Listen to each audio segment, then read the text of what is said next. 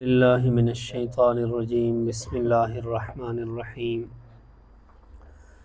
الحمد للہ رب العالمین الرحمن الرحیم مالک یوم الدین ایاک نعبد و ایاک نستعین اہدنا الصراط المستقیم صراط الذین انعمت علیہم غیر المغضوب علیہم ولا الضالین آمین۔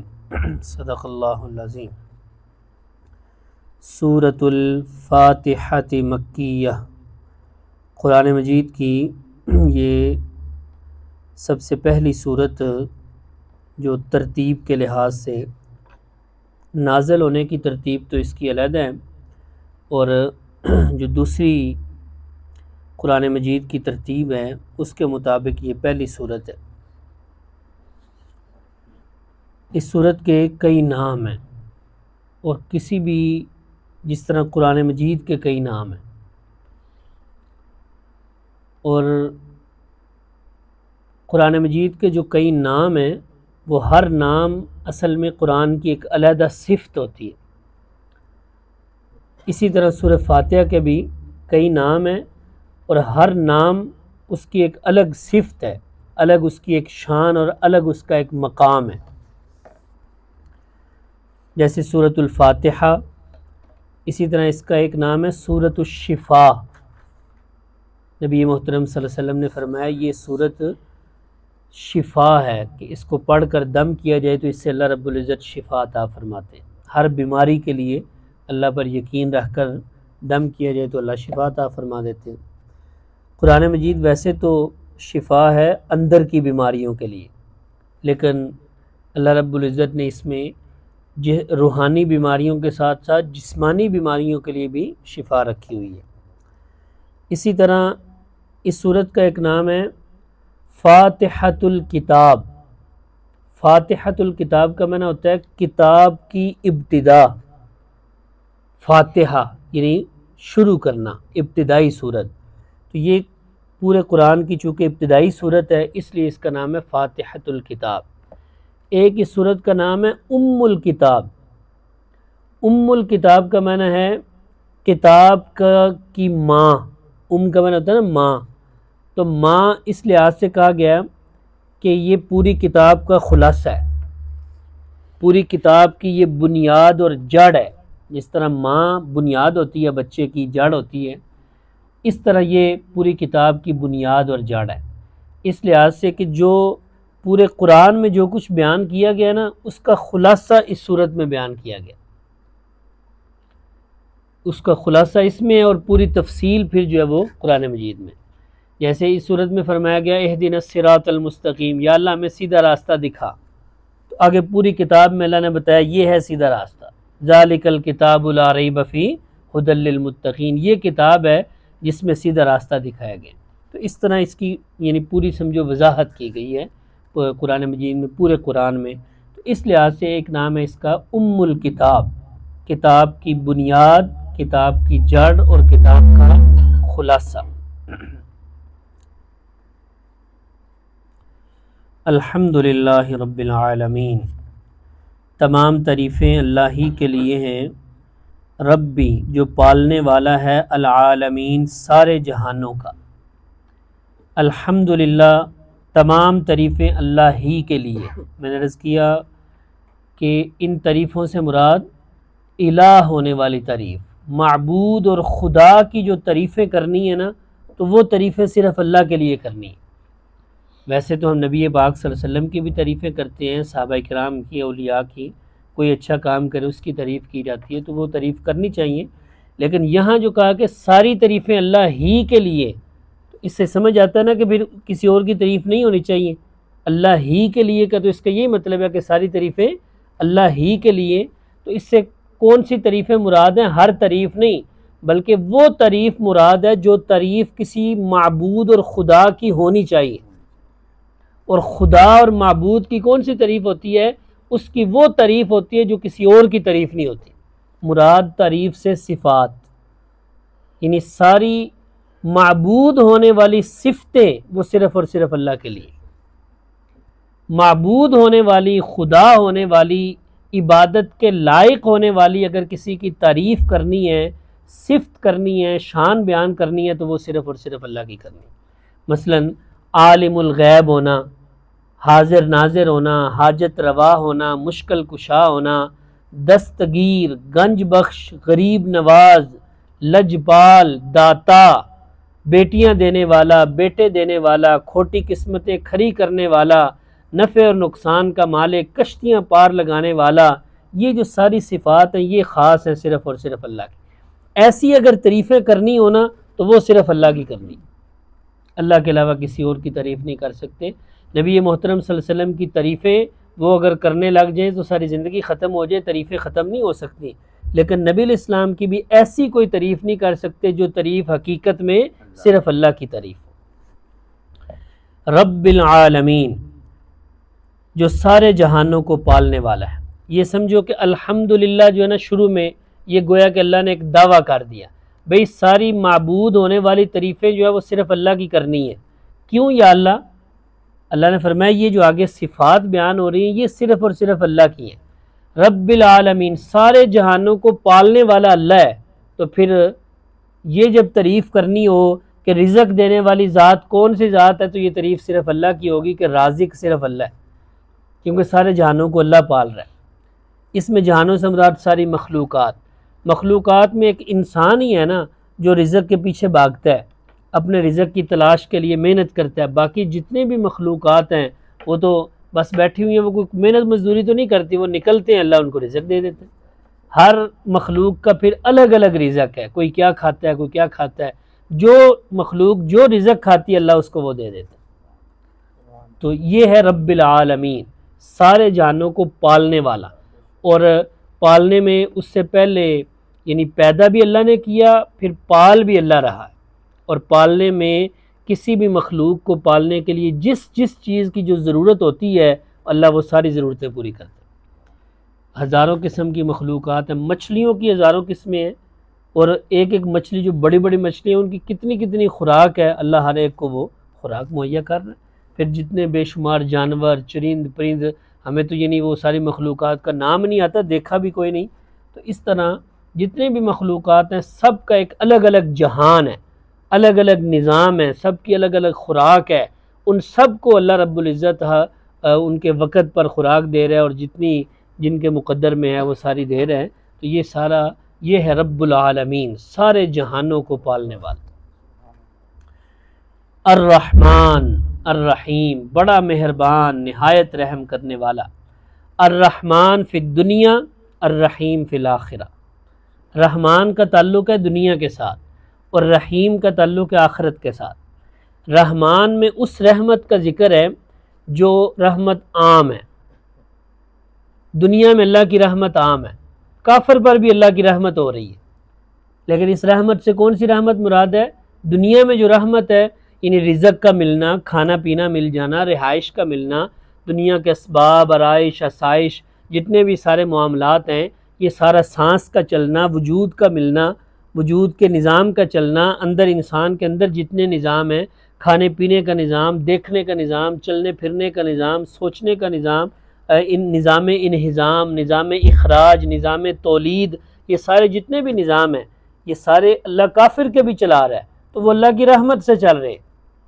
تو اللہ کی رحمت دنیا میں ہر ایک پر ہو رہی، ہر ایک کو اللہ رزق دے رہا ہے، کوئی کافر ہے، کوئی مسلمان ہے، کوئی اللہ کا فرما بردار ہے، نافرمان ہے، کسی کا اللہ رزق بند نہیں کر رہا، بلکہ دیکھا جائے تو نافرمانوں کو زیادہ دے رہا ہے، کافروں کو اللہ زیادہ دے رہا ہے، دنیا کی زیادہ آسائشیں اور آرائشیں اللہ ان کو دے رہا ہے۔ تو رحمان کا تعلق دنیا میں اللہ کی رحمت عام ہے، لیکن رحیم فی الآخرت، آخرت میں اللہ کی رحمت ہوگی خاص، ہوگی زیادہ، اس لحاظ سے کہ وہ کبھی ختم نہیں ہوگی۔ دنیا میں رحمت عام ہے کہ زیادہ لوگوں پر ہو رہی ہے، رحمت زیادہ نہیں ہے لیکن لوگوں پر زیادہ لوگوں پر ہو رہی ہے، اور آخرت میں جو رحمت ہوگی وہ ہمیشہ ہمیشہ کے لیے ہوگی، لیکن ہوگی خاص بندوں پر، یعنی صرف جنتیوں پر، مسلمانوں پر۔ یہ ہے الرحیم فی الآخرت۔ مالک یوم الدین، وہ مالک ہے روز جزا کا۔ اور رحمت کے بارے میں نے عرض کیا تھا کہ نبی الاسلام نے فرمایا، اللہ رب العزت فرماتے ہیں جب میں نے رحمت کو بنایا نا، رحمت کو، تو رحمت کے 100 حصے کیے، اس میں سے ایک حصہ پوری مخلوق میں تقسیم کر دیے۔ اسی ایک حصے کی وجہ سے ہر ماں اپنے بچے پر شفقت اور محبت اور پیار کرتی ہے اور رحمت کرتی ہے۔ ہر مخلوق میں جو ماں ہے، جو مؤنث ہے، جو مادہ ہے، وہ صرف انسانوں میں نہیں، ایک حصہ ساری مخلوقات میں تقسیم کیا گیا اور باقی 99 حصے رحمت کے اللہ نے اپنے پاس رکھے۔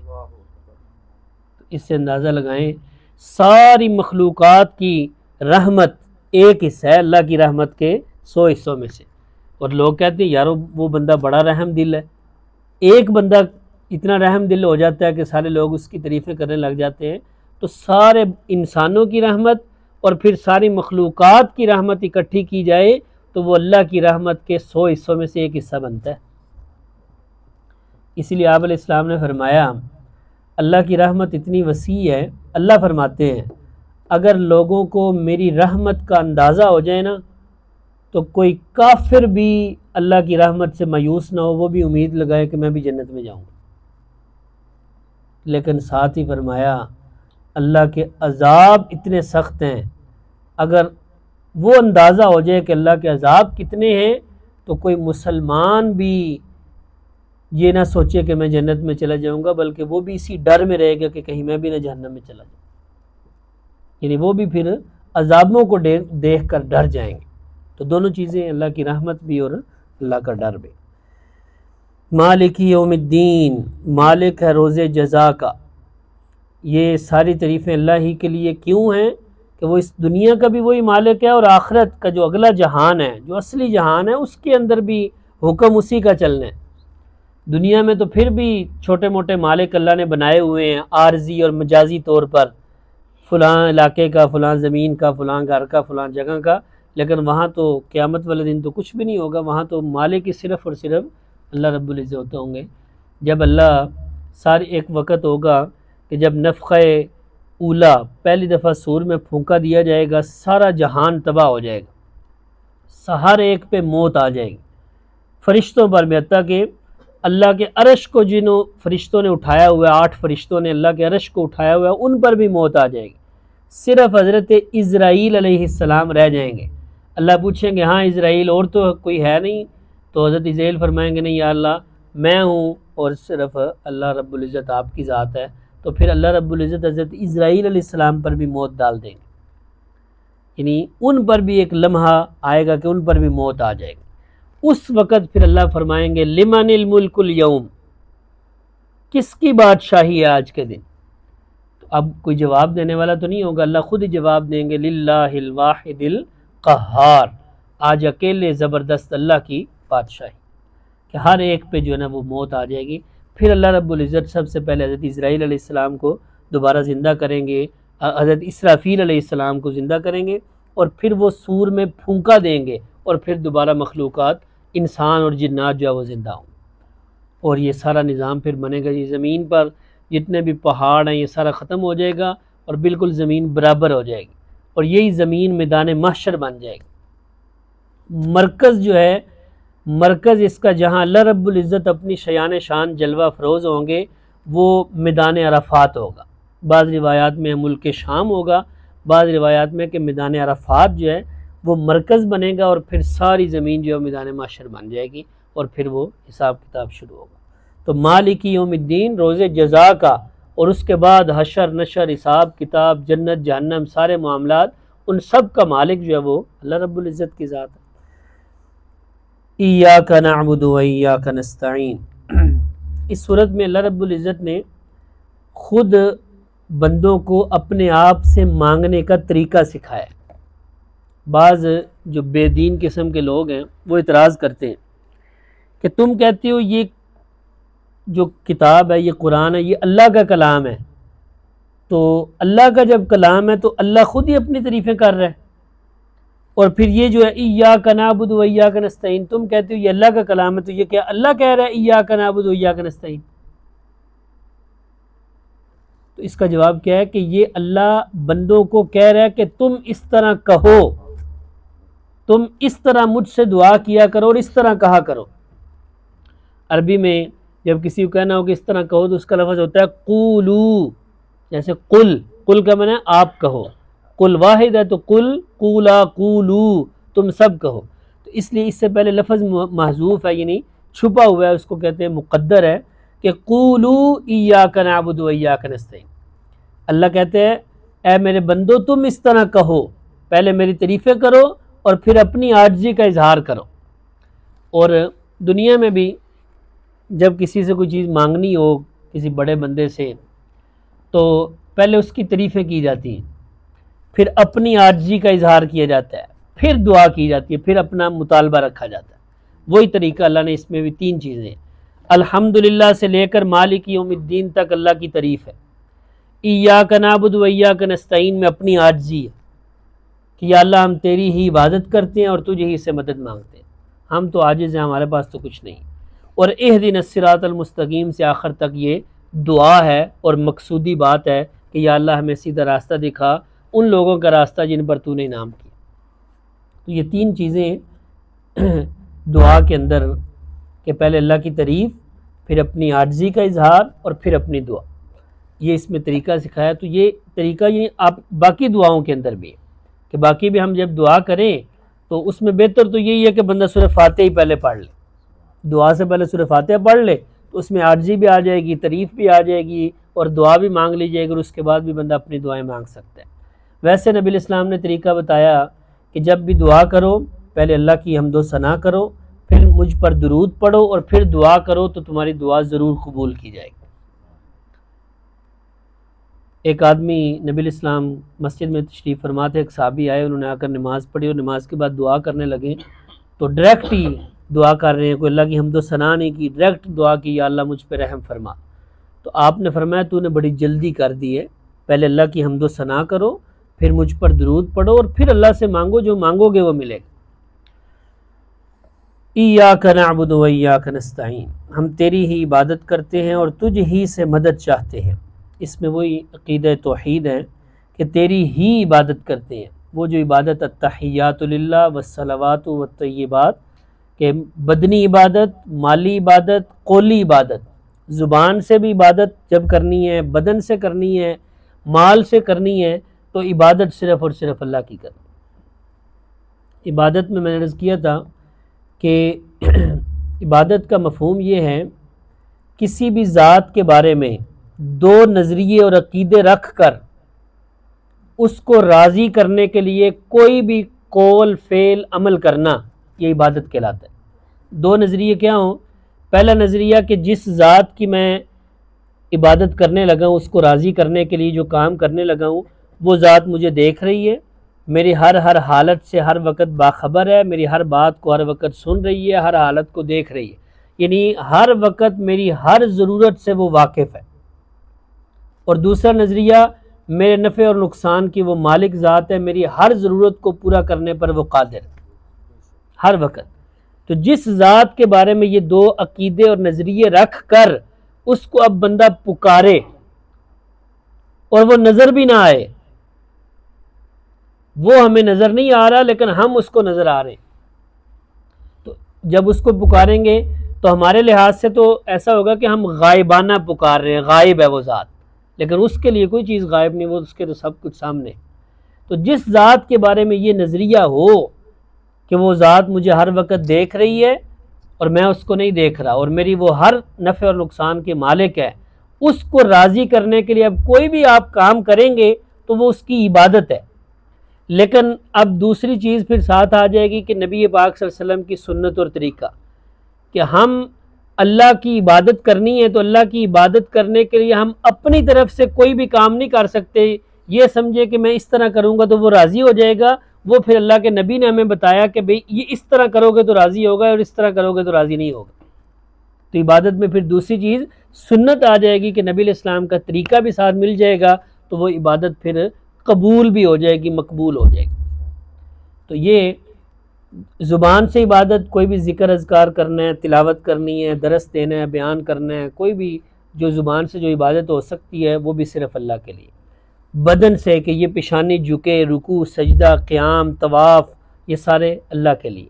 اسی طرح مالی عبادت، مال سے صدقہ خیرات دینا، نظر نیاز، منت منوتی، چڑھاوا، وہ بھی صرف اور صرف یہ بھی عبادت ہے، یہ بھی صرف اللہ کے نام۔ اللہ کے علاوہ کسی کے نام کی نظر نیاز نہیں، اللہ کے علاوہ کسی کو سجدہ نہیں، نہ کسی قبر کو، نہ شجر کو، نہ کسی پتھر کو، اور نہ کسی درخت کو، نہ کسی مورتی کو، کسی کو نہیں، اور نہ کوئی طواف کسی اور کے لیے، طواف بھی صرف اللہ کے گھر کا۔ تو یہ عبادت ہے، تو عبادت کی ساری قسمیں وہ اللہ کے ساتھ خاص ہیں، تو لہٰذا یہی مفہوم ہے ایاک نعبد کہ یا اللہ ہم تیری ہی عبادت کرتے ہیں، وایاک نستعین اور تجھ ہی سے مدد مانگتے ہیں۔ اب مدد مانگنا، زبان سے مدد مانگی جاتی ہے، یہ بھی عبادت ہے۔ دعا کرنا، دعا میں بھی ہم اللہ سے مدد مانگتے ہیں، اہدنا الصراط المستقیم، یہ مدد ہی ہے نا کہ یا اللہ ہماری مدد فرما، ہمیں سیدھا راستہ دکھا، یا اور بھی دعائیں کرتے ہیں، تو وہ عبادت کے اندر شامل تھا، لیکن اللہ نے اس کو الگ سے پھر ذکر کیا ایاک نستعین، کیونکہ اس عبادت کے اس حصے میں زیادہ شرک ہو رہا ہے۔ سجدہ تو لوگ زیادہ نہیں کرتے، سجدہ تو سارے ہی کہتے ہیں کہ نہیں سجدہ صرف اللہ کے لیے۔ جو قبر پر کر رہے ہیں نا، وہاں بھی لکھا ہوا ہے، آج کل تو درباروں پر بھی لکھ دیا بھی سجدہ نہیں کرنا، سجدہ صرف اللہ کو کرنا ہے، لیکن پھر بھی وہ کرتے تو ہیں، جھکتے ہیں، سب کچھ کرتے ہیں، لیکن ان سے جب آپ پوچھیں گے، بات کریں گے، تو وہ کہیں گے نہیں نہیں سجدہ اللہ کے لیے۔ لیکن یہ جو دعا، پکار، مدد، وہ تو صاف کہتے ہیں کہ جس طرح یا اللہ مدد ہے، اس طرح یا رسول اللہ مدد بھی ہے، یا علی مدد بھی ہے، یا غوث مدد بھی ہے، یا فلاں مدد بھی ہے، تو نہیں، ایاک نستعین کو اللہ نے الگ کر کے اسی طرح ذکر کیا کہ جس طرح عبادت صرف اللہ کے لیے، تو عبادت کی جو اعلیٰ درجہ ہے نا، دعا اور پکار اور غائبانہ مدد، وہ بھی صرف اور صرف اللہ کے لیے۔ اور باقی یہ کہہ دینا کہ بھئی تم اپنے ماں باپ سے مدد مانگتے ہو، یاروں دوستوں سے مدد مانگتے ہو، تو کیا رسول اللہ سے نہیں مدد مانگ سکتے؟ تو یہ اب ظاہری بات عقل مند بندہ سمجھ سکتا ہے کہ یہاں کس مدد کی بات ہو رہی ہے۔ اللہ سے جو مدد مانگنی ہے وہ غائبانہ پکار ہے، اور ان کاموں میں اللہ سے مدد مانگی جاتی ہے جو کسی بندے کے اسباب کے دائرے سے ہٹ کر، یعنی ایک دوسرے سے مدد مانگی جاتی ہے سبب کے لیے، سبب کے دائرے میں، سامنے بیٹھا ہو یا جہاں تک وہ اس کی رسائی ہے۔ اور اللہ سے جو مدد مانگی جاتی ہے وہ تو بن دیکھے غائبانہ، اور وہ وہاں کوئی سبب بھی کوئی نہیں، یعنی آپ کے پاس یہ سامنے قرآن مجید پڑھا ہوا ہے، تو میں کہوں کہ یہ قرآن مجید مجھے پکڑا دو، تو یہ کوئی نہیں کہہ سکتا بھی دیکھو جی اللہ کے علاوہ کسی اور سے مدد مانگ رہے ہیں۔ لیکن اب مثلا بیٹا مانگنا ہے، اولاد مانگنی ہے، تو یہ تو کسی اور سے نہیں مانگ سکتے، یہ اگر کسی اور سے مانگیں گے تو یہ شرک ہو جائے گا، یہ غیر اللہ سے مدد مانگنا، یہ اس کی اجازت نہیں ہے۔ اسباب کے دائرے میں جب تک نبی محترم صلی اللہ علیہ وسلم زندہ موجود تھے، صحابہ کرام آتے آپ سے مدد مانگتے تھے، کس چیز میں؟ دنیا کے کام کاجوں میں، یا وہ جو کوئی سواری دے دو، میری کو مدد کر دو، کوئی اور جو بھی کوئی معاملے ہوتے تو وہ آپ سے حل کرواتے تھے۔ لیکن ایسا نہیں ثابت کہ نبی الاسلام فوت ہو گئے ہوں اور بعد میں کسی صحابی نے آپ سے دعا کی ہو یا قبر پہ جا کر آپ سے مدد مانگی ہو کہ یا رسول اللہ میرا یہ کام کر دو، یہ نہیں، وہ پھر صرف اور صرف اللہ کے لیے۔ اہدنا الصراط المستقیم، یا اللہ ہمیں سیدھا راستہ دکھا، اہدنا رہنمائی کر ہماری سیدھے راستے پر، اور جب رہنمائی ہو گئی، دکھا دیا کہ اب ہم نماز پڑھ رہے ہیں، اللہ کے سامنے کھڑے ہیں، تو اب اس کا مطلب کیا؟ یا اللہ ہمیں سیدھے راستے پہ ثابت قدم رکھ، کہ جس راستے پہ تو نے چلا دیے اب اسی پہ چلائے رکھ۔ صراط الذین انعمت علیہم، راستہ ان لوگوں کا جن پر تو نے انعام کیا، اور کن پر انعام کیا؟ دوسرے مقام پہ اللہ نے فرمایا انعم اللہ علیہم من النبیین والصدیقین والشہداء والصالحین، نبیین جو صدیقین ہیں اور نیک لوگ ہیں، جو اللہ اور اللہ کے رسول کی اطاعت اور فرما برداری کر کے چل رہے ہیں، انہی کے راستے پہ ہمیں بھی چلا۔ غیر المغضوب علیہم، نہ ان لوگوں کے راستے پر جن پر تیرا غضب نازل ہوا، غصہ کیا گیا ان پر، ولا الضالین، اور نہ وہ جو گمراہ ہیں، جو گمراہ ہیں، جو خود سیدھے راستے سے ہٹے ہوئے ہیں، کہ اللہ ہمیں ان کے راستے پہ نہ چلا۔ دوسرے مقام پہ اللہ نے فرمایا ہے وَمَن يُشَاقِقِ الرَّسُولَ مِن بَعْدِ مَا تَبَيَّنَ لَهُ الْهُدَىٰ وَيَتَّبِعْ غَيْرَ سَبِيلِ الْمُؤْمِنِينَ، جو نبی پاک صلی اللہ علیہ وسلم کی مخالفت کرے اور ایمان والوں کا راستہ چھوڑ کر کسی اور راستے پہ چلے، تو اللہ فرماتے ہیں نولیہ ما تولی ونصلہ جہنم، ہم بھی پھر اس کو پھیر دیتے ہیں جس طرح وہ پھر رہا ہے، اور ہم اس کو جہنم میں داخل کریں گے، اور جہنم بڑا برا ٹھکانہ ہے۔ اللہ سمجھنے کی اور عمل کی توفیق عطا فرمائے۔